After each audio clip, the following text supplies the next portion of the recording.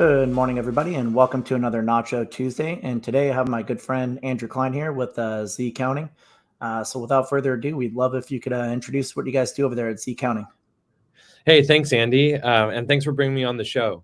So at Zccounting, our mission statement is to prevent startup failure by fulfilling the financial silo in their business. So this means that we do everything from bookkeeping to tax to anything that's involved with the numbers. Back in the olden days, I used to call myself the data angel, but now we've got a team of about 20 here in Bellevue, and then we've got also a delivery team where we're leveraging the Philippines to help do data entry and some of the more basic bookkeeping stuff. Awesome. So how'd you get to this point in your career? Where did all this start, and how did you start Zccounting?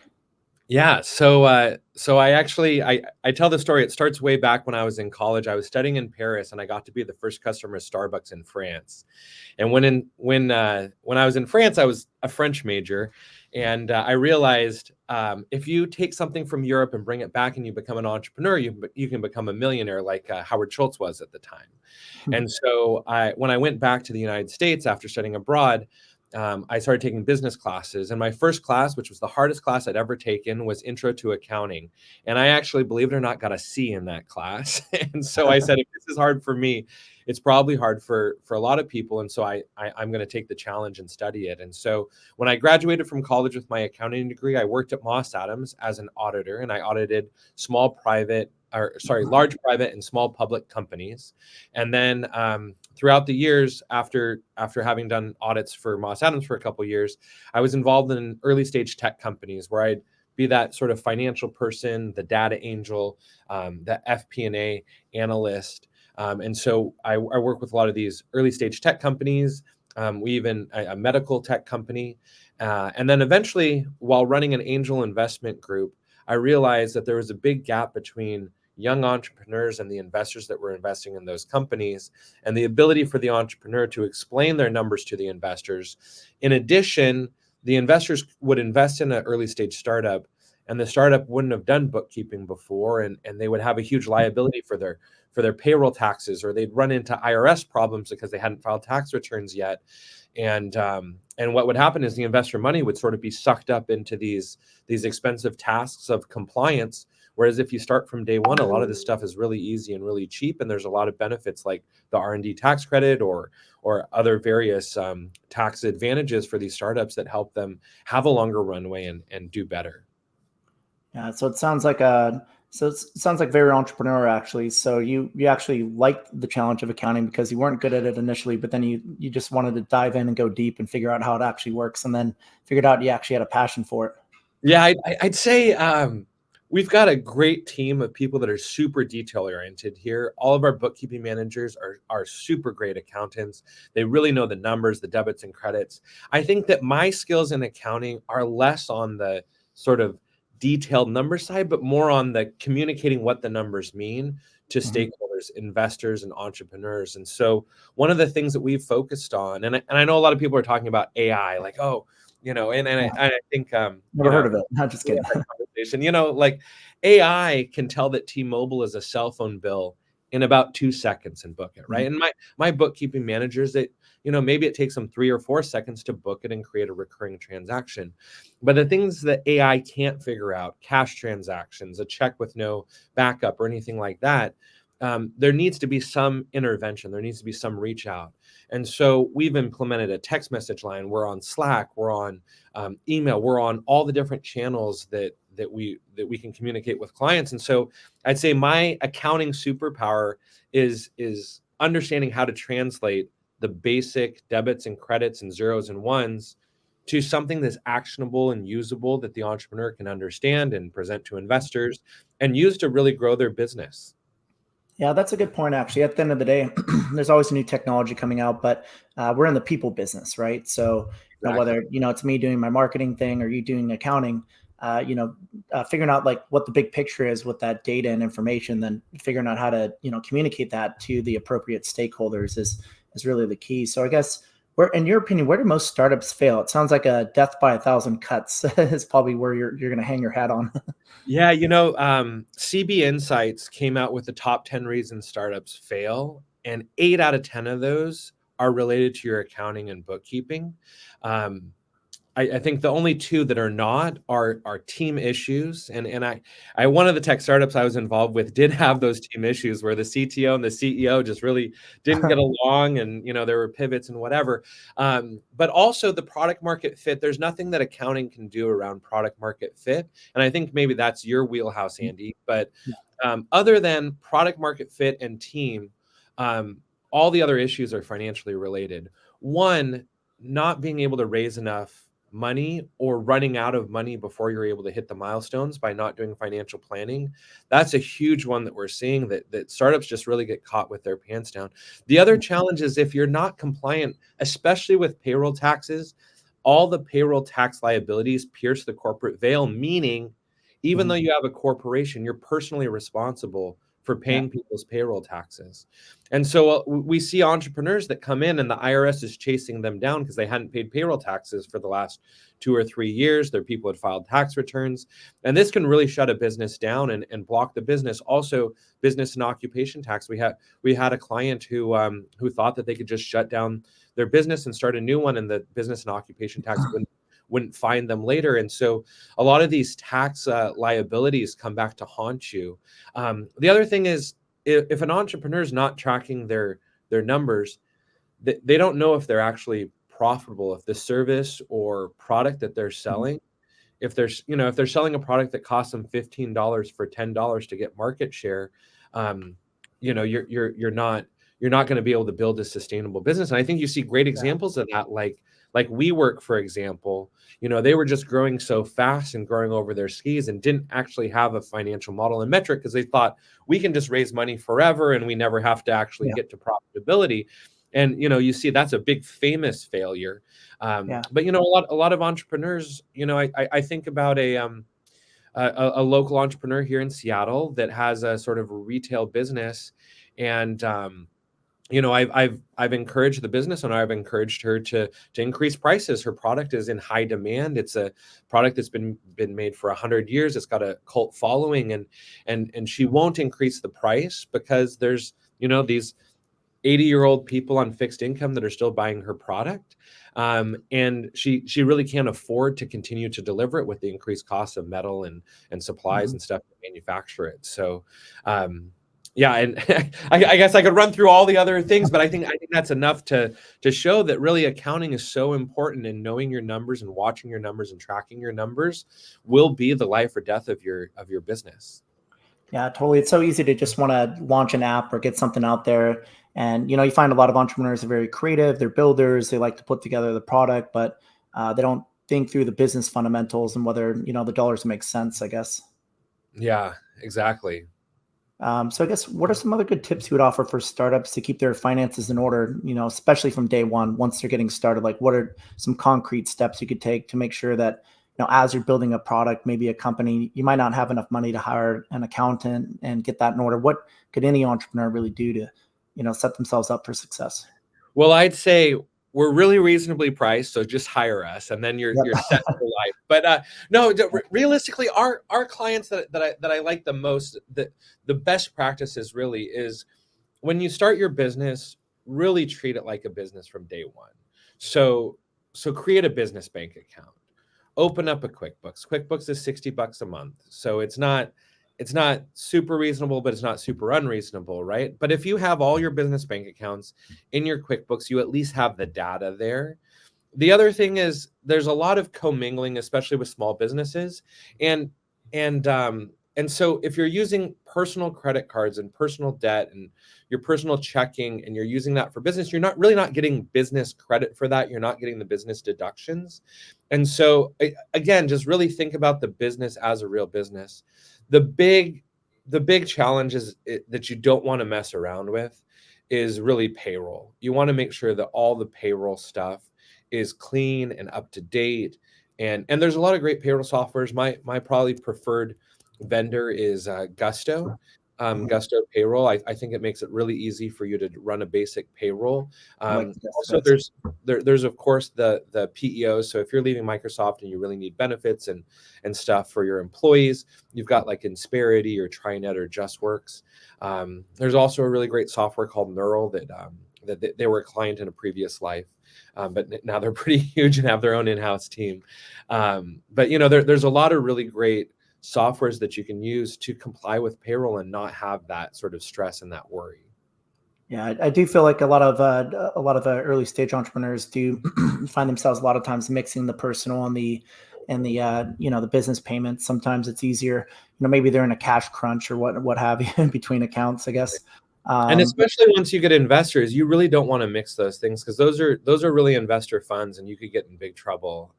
If something goes wrong in the business, having commingled those funds and having transfers to your personal accounts that don't go through payroll or don't go through a method that's sort of trackable and above the board really creates problems. Got it. So do you have any tips for companies to save money on day-to-day operations? Like what are some common expenses that people can cut out or better manage?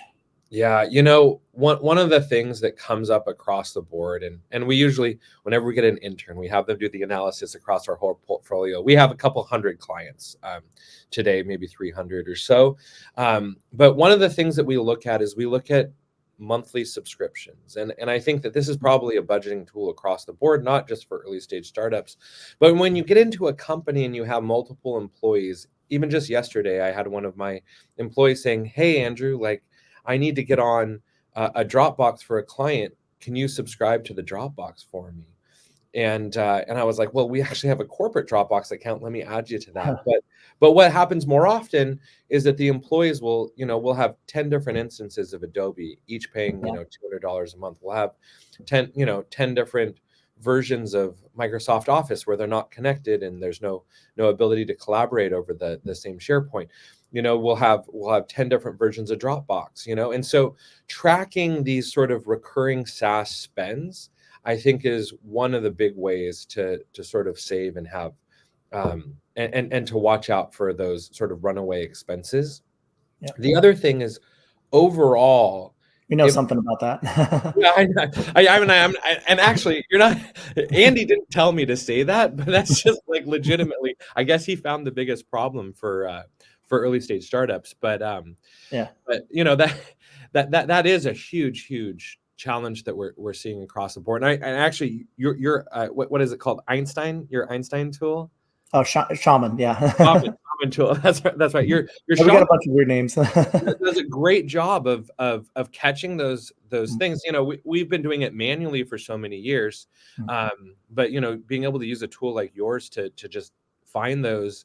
Oh, that's Sherlock, actually. So Sherlock does the analysis, so it'll go through all your previous expenses. There's a lot of other tools that integrate with it as well. So you could, as you're browsing different websites, you can see what websites your customers are using, and it'll say, "Hey, you might be using a subscription over here on this website. Check it out."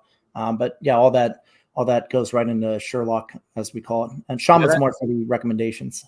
Yeah, that Sherlock function is fabulous. So we've been doing it for 10 years manually because it's been so important to our customers. The other thing is for each different company, there's different things. So, you had a company before, Andy, that was that you went to an incubator in Austin, right? You had customers across the country. And so one of the things that I think was important for your specific company around the country was really that transportation expense, right? And so you're flying to different cities, different conventions, and that can sort of balloon beyond control, or shipping product around the country to different retailers that like you were every doing. dollar counts. Yeah. That's another thing that you want to track. And so I'd say less about the specific expense of Andy's travel expense or the shipping fees from FedEx, but more so reviewing your books and taking a look at that sort of 3-month rolling financials and saying, "Hey, I had a bump in travel. Why was this, right? Was this appropriate? I went to this conference in Las Vegas and we spent, $5,000.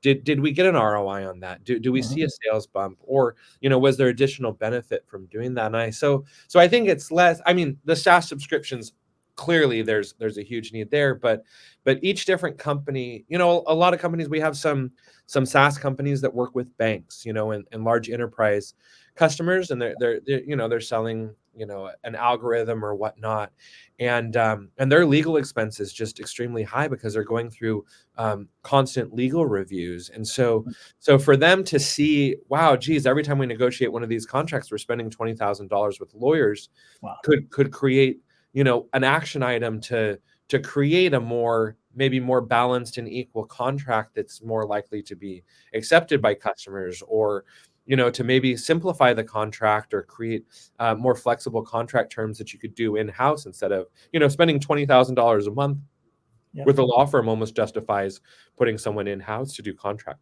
Totally. And then for companies, like if you're a recurring revenue SaaS company, understanding lifetime customer value, churn rates. So knowing, for every new customer signing up and how much money you spend to get them, are they sticking around? Are you actually making money in the long run with these people? Right. And then for CPG companies, right? So like inventory management. So, what's the cost per unit? How much does it cost to send it to a retail store, for instance? What are the return rates from the retail store? How do you account for that into your profit margins as well? Once you get those, inevitably any CPG product has some sort of return rate to it as well. So, I'd also say, I think we all love Amazon, the convenience of getting stuff, the next day, but the costs of Amazon and being an Amazon seller are actually really high, 20 to 30% in some cases. Yep. And so I think that being able to analyze, and really track back, like, what are we actually getting from Amazon? What are our fees at Shopify? What are our distribution fees, whether we're using, Expeditors or Moco or our own warehouses, what's the cost of getting that product out? And really tracking. I think inventory-based companies are even more important to track their numbers than, I guess all companies are. All companies are, but these inventory-based companies really need to track all expenses and that sort of return, that return policy, and companies like Costco and Amazon, they'll sort of take returns forever, and what we've seen with other retailers is they'll do a holdback to compensate for these returns, where you'll sell maybe $1 million of business and they'll hold back 400,000 until they see what the return rate looks like. And so you're sitting there barely covering your costs, and maybe you need to raise prices to sell to those types of retailers.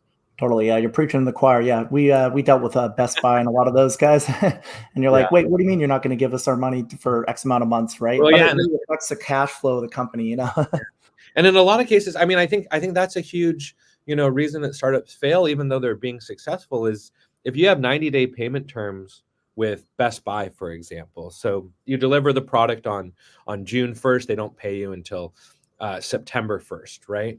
But you would have had to order that inventory from Mexico or China or even domestically, and it takes 3 or 4 months to do that. So now you're 6 months out from the time that you paid for inventory, from the time that you got paid for, by the time the customer paid for your product.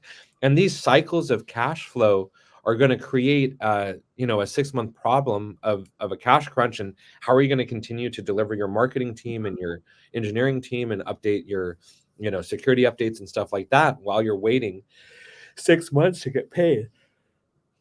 Makes a lot of sense. So when should a SaaS company consider bringing in a bookkeeper like yourself? You mentioned probably not a good idea to wait for too long, right? Yeah. So, a lot of our customers, especially customers that are sort of repeat customers, which we have a lot of them will start sort of day one. We've got sort of a sole proprietors package that's only $350 a month. Whereas if the business is just sort of starting, you just want to have someone to run these things by, make sure you get your EIN and, if S Corp election's appropriate, sort of track down and chase those down and get you into a solid payroll. Some people will start day one, and it would just be a budgeted cost as part of their business, $350 a month. I think that if you've got a lot of stuff to do and you're an engineer and you're focused, I think that that's a really great time to bring someone in. A lot of people maybe aren't thinking that far in advance. And I would say the next sort of step to bring in a bookkeeping team like ours, or a bookkeeper, is really when you realize that you're spending so much time researching and trying to figure out, like, how do I do this stuff? And that you're wasting cycles on simple stuff like, how do I register for payroll in Texas? Or how do I register for, like, Washington State's asking me for, my unemployment insurance number, and I don't know where to get that. It's going to take an entrepreneur, hours and days to figure that stuff out. Whereas Tam on my team has that number memorized in her head for the workers' compensation rate, and so I'd say that next sort of step is when your business starts to get a little bit more complex. No matter what, once you get investors, you don't want to be responsible for your bookkeeping and have a risk that, you did something wrong, or you didn't know what you were supposed to do, or you weren't compliant. And so I'd say if you take, even 100,000 of investor money, it would be really, really appropriate for you to bring on especially a professional team like us that has nationwide operations and knows a lot of the investors, because we'll be able to come in and reassure those investors that you're a good steward of their money, that you're tracking stuff, and get you those financial reports. Because I think the best way to raise more money is to give investors constant transparency and updates about the success of your business. And so one of those ways is when you get your monthly financial statement, the bookkeeping manager will go through and say, hey, your additional spend in marketing has turned into additional sales, and you'll be able to, the new branding has done a 10% sales bump. You'll be able to, at a cocktail party, tell your investors, hey, I remember from my bookkeepers, they're telling me our sales are up because of our recent marketing campaign. And those sort of little nuggets that you can sort of sprinkle into the investors really keep them engaged and excited about having made that investment and wanting to have more success with you. That's a great point. So yeah, don't be penny wise, dollar foolish, if you will. Just Exactly. do it right from the beginning. So with that said, I guess what kind of fundraising tips would you offer for companies? I know you played kind of on both sides, working with a lot with investors and entrepreneurs. What have you seen works for entrepreneurs? You mentioned, great communication, staying engaged with the investor, having that proper communication and transparency as well. Anything else you'd like to touch on? Yeah, I'd say right now, the investor environment is extremely difficult. There's lots of startups that should be fundraising that are struggling to do it. There's early stage startups that are just not, and they're getting investor meetings, but the investors are sort of sitting on the sidelines. So first off, it's always hard to fundraise. And right now is particularly hard, especially in markets like Seattle. I don't know if you saw in GeekWire, Seattle's now dropped to the 20th Wow. best startup market in the country. And Techstars is pulled fully out of Seattle. And a No lot way. of that is because the investor environment in Seattle is just so cold right now. And I think that we're seeing that really across the country, other than some very small pockets. One Yeah. of the things that we talk about in fundraising, and I know, we did this strategy together with your company, Andy, was really building authentic relationships with investors before asking for money. And one of the ways that we do that is sort of like I call it like the 1-2 steps. So we first go to the investors and we say, hey, I've got a new startup. We're thinking about fundraising. We're not fundraising yet, Hmm. but we understand you're a prolific investor and you're, maybe interested in the space, and you could give us some advice as we're preparing our fundraising round, right? Yeah. And really actually going to that investors who really understand. They say when you ask for advice, you get money. When you ask for money, you get advice, right? Yeah. True. And so as step one, doing that coffee meeting, and in cities like, Denver, Seattle, Chicago, DC, people are pretty open to do that first meeting. A lot of the VCs that I know in these markets, Chicago especially, Seattle especially, they'll do a coffee with you and they'll meet with an entrepreneur to talk about their business. And so really understanding what is the investor looking for. One of the big challenges, all investors are looking for a great team, a product market fit, and traction, right? Yeah. And so really understanding what that investor's guardrails are for traction, I think, is really important. And so really focusing on what would you need to see to be interested in this business? What would you need to see to promote this to your friends and build? And so that first meeting, your goal is really to understand what are the check boxes you need to check before the investor would be interested in investing. And two, hey, since you're an investor, there's probably other people that you invest with. Who else should I talk to in Seattle area or Denver area, San Francisco area? Who else do you think that I should talk to that could give me more advice or might be interested in helping us along, right?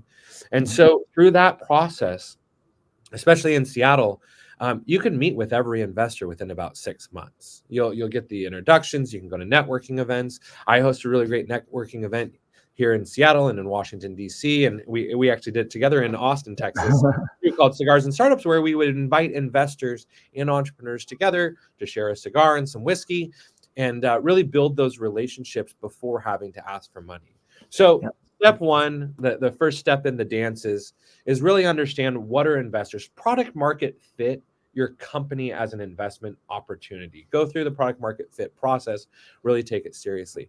Then the second step is hopefully through that 6-month process, you will have met some investors that are interested and they'd say, well, geez, your progress so far based on your prior 3 or 4 months of conversation and you're executing on your business. And really, you got to continue to build your business while you're doing these conversations, right? You got to show every time you meet with the next investor, you got to show more progress, right?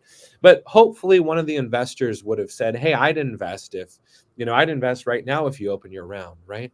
And so then what you want to do is you want to go back to these investors and you want to say, hey, Gary, for example, hey, Gary, you said if I just, got 4 customers, or actually Randall Lucas at Voyager Capital, he told one of my clients, you just sign one, large enterprise client like you're talking about, and then we'll fund your whole round, right? And so that I think was a slight exaggeration, and Randall's a great guy, but so after we had that conversation with Randall and many other customers, we went back to Randall and we said, hey, we've signed HSBC Bank as a customer of ours. They're paying us $100,000 this year. We've got some other investors interested. Can we count on your support to join us as well, right? And then what you really want to do is you want to soft circle enough money, more than you're really trying to raise. So if you're trying to raise 500,000, soft circle 750, because there's always going to be someone at the last minute that drops out. But just going through that process of understanding what they're looking for, executing on that plan, and then coming back and showing them, work like you're showing off. Like, hey, we did this great job. We executed on your plan. We've done exactly what you said. Thank you so much for the advice. Our business is way better now today than it was before. And then the investors feel like they have a vested interest, that they were part of that success. And, and if there's a way that an investor can help you make a connection or make a milestone, then they're going to be even more excited to invest alongside of you. Yeah, that's a good point. A lot of people come across and treat them like a piece of meat, right? It's just like they go straight into sales mode and they're just, hey, do you want to invest in my company or not? And really, it's a relationship-based thing. Like you mentioned, a lot of these guys, they have the money to deploy. They could put it really into any company, right? So it's, what makes them want to buy into your journey and your mission, and how does that connect with their values? And frankly, something they want to be a part of, because they can put their money in, CDs. Yeah, exactly. We had a client that right before COVID had lined up about $500,000 in a fundraising round. And he had 4 investors from New York that were kind of leading this round. And when COVID happened, Boeing stock dropped to half. And the investors pulled out and parked their stock in Boeing stock, or parked their money in Boeing stock. And they told the entrepreneur, hey, man, you could 10X or 100X out. It seems like your company's pretty cool, but we can double our money in Boeing, and we know that's going to come back, and the government's going to bail them out if there's a problem, right? And so that's just really safe investment for us. And so they did pull out in that sort of situation. And so really these other options, and especially with interest rates where they're at, I think that there's a basic return on really safe, conservative stock and bonds and preferred stock at these companies that make startup investing seem that much more risky. Yep. Yeah. That's why it's more important than ever to find investors that, are value adds, that really believe in the mission and are excited about the product, because to your point right now, especially, there's other alternatives that are very safe and attractive as well. So I guess, how do you see technology playing into financial management? You kind of touched on it earlier. AI is a big buzzword. Obviously it's more of a productivity tool. That's one thing we want to get out of the way. It's not a complete replacement of anything, but, used effectively, AI can be very powerful, among other tools as well. And I know Zccounting is a very technology forward type of a accounting firm. Could you maybe describe some of the stuff that you guys are doing to leverage existing technologies today? Yeah, well, I would say that I'm leveraging AI on a personal side, like to the nth degree, because I feel like AI is so strong and powerful, especially as like you said, as a decision engine when trying to, understand where should I go on a first date, or, what are appropriate topics to talk about with a new girlfriend, stuff like that, right? But when you think about something like accounting, and you think about new technologies, and this is something that we talk about, in Techstars, and we talk about with entrepreneurs, is you really want the next solution to be 10 times better than the previous solution. And so I think asking a question about, what's the best recipe for pasta, maybe it's 10 times better to have AI describe, how you cook the noodles specifically.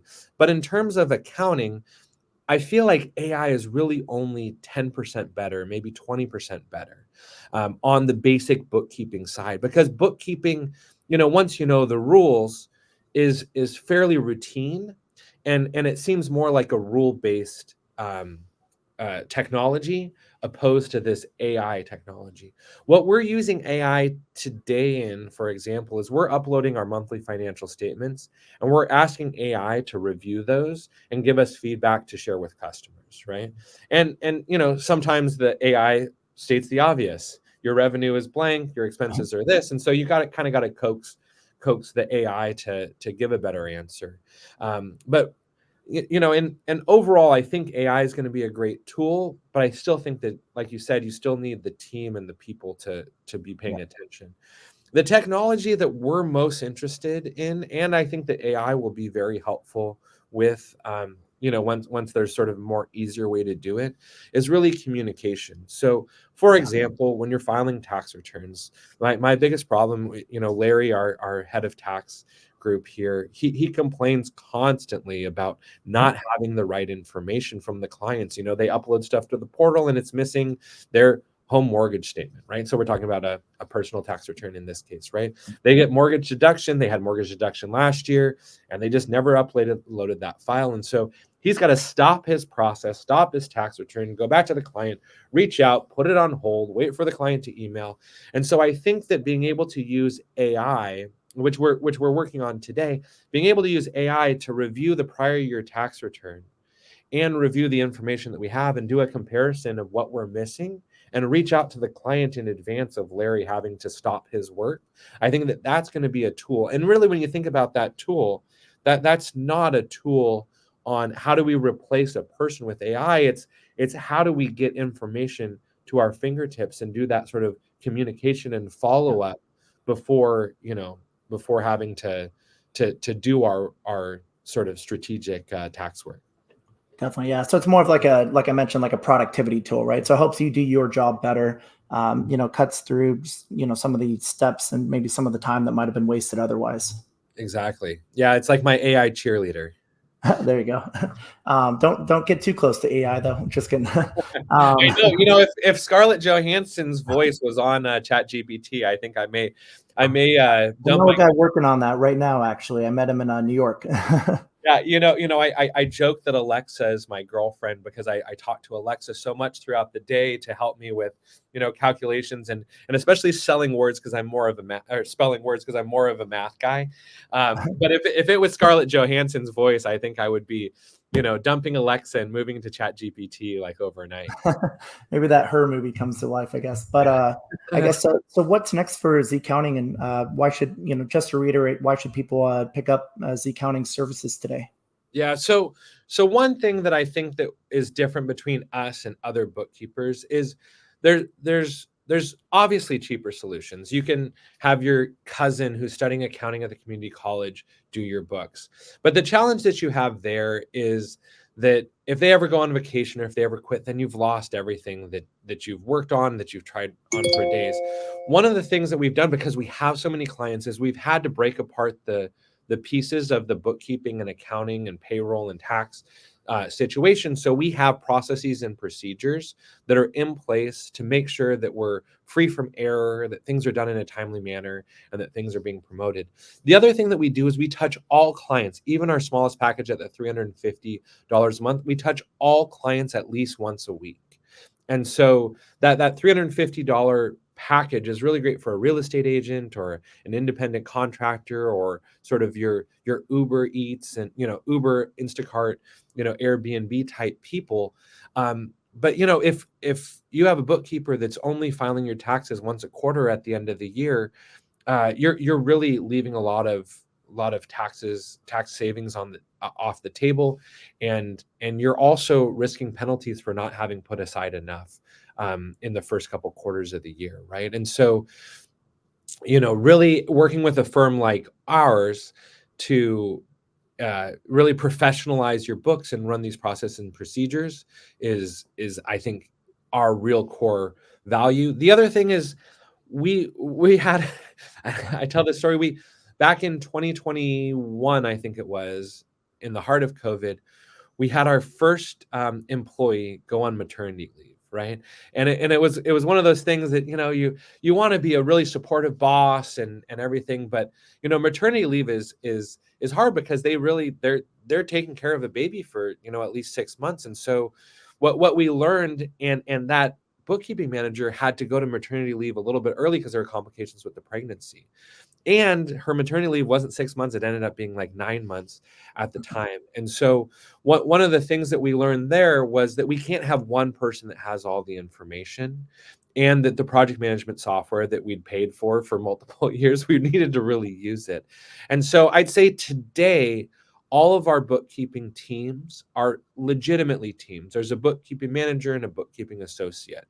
And so in no time, even if the bookkeeping manager goes on a week-long vacation in Hawaii, your bookkeeping associate's still there and still knows your account and still is familiar with what's going on, and vice versa. And if there is a case where, we had our first employee retire in 2022, we had a bookkeeping manager retire, and that was one of those things that's like, oh my gosh. But luckily by that time, we'd backed her up with an associate. The associate really was able to continue the client relationship, and there was really not a drop. There was just a new bookkeeping manager that came in, and the processes and procedures were the same. So I'd say that the thoughtful things that we've done to create a really delightful client experience, I think, set us aside. The other thing that we talk about every single day is communication. There's a huge complaint that people don't hear from their bookkeeper or their tax person unless there's a problem or until the end of the year. And by the end of the year, a lot of these tax strategies are sort of you can't do them anymore. You would have had to pay that payroll before the end of the year. You would have had to make those expenses, especially on cash basis companies. And so I think that our proactivity and our constant communication are also really star things. When you're thinking about, your second question was, what's next for Zccounting? And I would say it's always been my goal to be able to spread this love for entrepreneurship and this tenacity for helping small business owners be successful and understand their books outside of just Seattle. And so you'll see I'm a mentor at P33 in Chicago, which is an incubator / civic organization that helps entrepreneurs of color and women entrepreneurs down in Austin. We've connected with Capital Factory and Techstars and a lot of the programs down there. In Washington, D.C., I've got a great partnership with Next Law, where we're doing, sort of free Delaware franchise tax support. And in New York, we're working with some of the VCs and entrepreneurs out there. Our goal is really to be the de facto bookkeeping firm, the Costco of bookkeeping across the country, a reasonable price, solid processes and procedures, and grow. And so our next step really is to continue building out our Washington, D.C. office and continue to support our employees that are over there and our customers that are on the East Coast. And then, after DC, maybe Phoenix, because the Seattle winters are kind of tough. So it'd be great to move down to Phoenix or New York City, because you have people out there. Yeah, and you're in New York. New York's the great thing about DC is it's such a great central location that you can be down in South Carolina, Georgia, even Atlanta pretty quickly, and you can also be up in New York in, what is it, an hour or two train ride, so you can hit New York, and also being able to waltz over to Delaware to just check franchise tax and stuff like that. It's just outside of the DC area too. So it's been a pleasure to be in DC, and I've felt really warmly welcomed in that area, and I think that we're going to continue to invest in that cross country growth and really building what we've built here in Seattle in multiple different markets to support our customers. Makes a lot of sense. And it seems like your values and mission really is to prevent startup failure with proper accounting and bookkeeping. Exactly. Yeah. Um, I sometimes I feel like I shouldn't be so negative, but I just feel like we see all these entrepreneurs that are just not doing their books, or that they're working with someone who's really not providing them the tenacity and support and love that they need to be successful. And it's, just saying like, hey, we want to stop this failure and get out there and do what's right for the entrepreneur. what needs to be said, because it's not a sexy topic per se, doing your bookkeeping right and, getting all that done from the beginning. Like I said, a lot of people want to just build their product and market something. But it's the important things like this that really matters. It makes it a real business at the end of the day. Well, Andrew, thank you so much for coming on today. Thanks, I Andrew. highly recommend everybody check out Zccounting. They're a great partner of ours. They're in NachoNacho's B2B SaaS marketplace. You could also find them at Zccounting.com. It's accounting with, instead of A, it's a Z at the front. But you can grab it today on our marketplace, because we do have the best brands and the best prices. We do have 15% cash back if you get it through us. Or if you don't, if you want, you can just go directly through Andrew as well, Zccounting.com.